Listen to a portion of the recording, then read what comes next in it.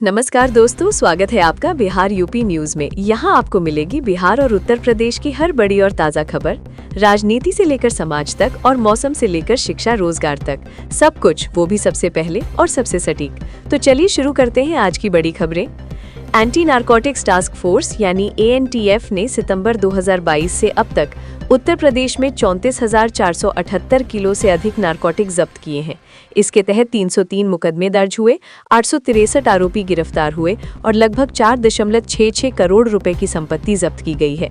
राज्य में ड्रग्स और संगठित अपराध नियंत्रित करने की दिशा में यह एक बड़ा कदम माना जा रहा है।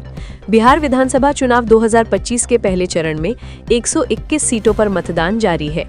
11 नवंबर को दूसरे चरण में 122 सीटों पर मतदान होगा तथा मतगणना 14 नवंबर को तय की गई है।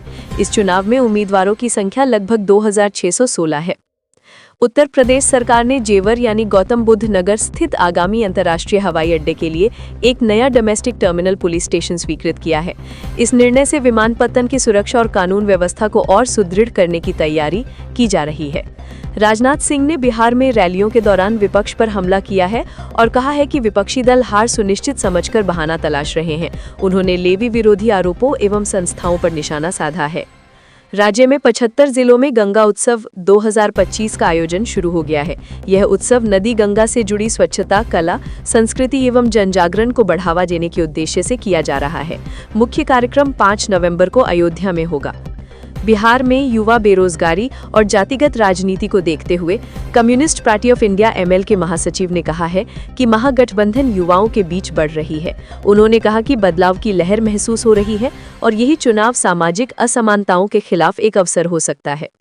उत्तर प्रदेश सरकार ने 2025-26 सत्र के लिए मेडिकल कॉलेजों में 950 नए MBBS और 271 स्नातकोत्तर यानी PG सीटें उपलब्ध कराने की स्वीकृति दी है।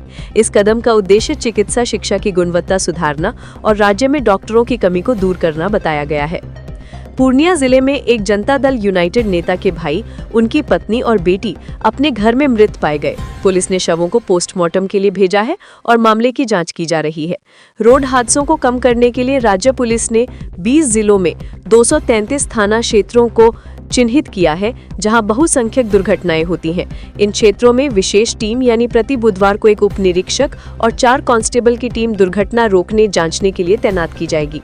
चुनाव के पहले दिन बिहार के पुलिस महानिदेशक ने मतदाताओं से अपील की है कि वे अपने मताधिकार का प्रयोग डर के बगैर करें और इसे हथियार की तरह इस्तेमाल करें।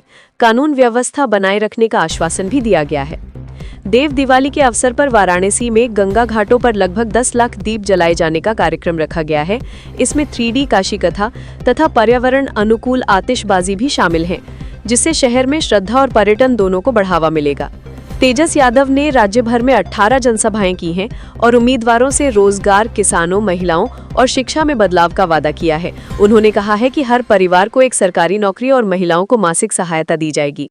राहुल गांधी ने आरोप लगाया है कि देश की सेना पर केवल 10% आबादी का नियंत्रण है, जिससे बिहार और उत्तर भारत में राजनीतिक विवाद की स्थिति बनी हुई है। बिहार में वोटर रोल से 6.5 मिलियन लोग हटा दिए गए हैं, जिसे विपक्ष ने मताधिकार प्रभावित होने का आरोप लगाया है। यह बदलाव विशेष रूप से सामाजिक आर्थिक रूप से कमजोर समूहों को प्रभावित कर सकता है। बिहार के राजनीतिक परिदृश्यों में तेजी से बदलाव दिख रहे हैं। जातिगत बंधन, क्षेत्रीय पहचान और सामाजिक असमानताएं अब भी प्रमुख भूमिका में हैं। इसे सरल लहर के बजाय गहरे सामाजिक बदलाव के संकेत के रूप में देखा जा रहा है। राहुल गांधी ने बिहार के पहले चरण के मतदान से कुछ घंटे पहले युवाओं मतदाताओं से अपील की है कि वे अपने मताधिकार का प्रयोग करें और यह दिन सिर्फ वोट डालने का नहीं, बल्कि बिहार के भविष्य की दिशा तय करने का दिन है। उन्होंने कहा कि ये लोकतंत्र की सबसे बड़ी जिम्मेदारी है। तेजस यादव ने आगामी बिहार सरकार बनने की स्थिति में गोंडाओं को जेल भेजने का प्रचार किया है और वर्तमान प्रशासन पर आरोप लगाया है कि वो विरोधियों पर असाधारण बल प्रयोग की स्थिति में विफल रहा है। इंडियन रेलवेज ने त्योहारों की अवधि में यानी जैसे छठ पूजा, दिवाली आदि के लिए उत्तर प्रदेश और बिहार के प्रमुख मार्गों में 150 से अधिक विशेष ट्रेनें चलाने की घोषणा की है, ताकि यात्रा चाप नियंत्रण में रहे और देश के पूर्वोत्तर उत्तर भारतीय राज्यों को बेहतर सेवा मिल सके। बिहार में वोटर रोल में भारी संशोधन को लेकर विपक्षी दलों ने विरोध प्रदर्शन शुरू कर दिया है। उनका आरोप है कि इस प्रक्रिया से गरीब और वंचित समूहों का मतदान प्रभावित हो सकता है। नरेंद्र मोदी के नेतृत्व वाली गठबंधन सरकार को बिहार विधानसभा चुनावों में बड़ी चुनौतियों का सामना करना पड़ रहा है। युवाओं में बेरोजगारी, मतदाता सूची विवाद तथा राज्य की आर्थिक पिछड़ापन मुख्य कारण माने जा रहे हैं।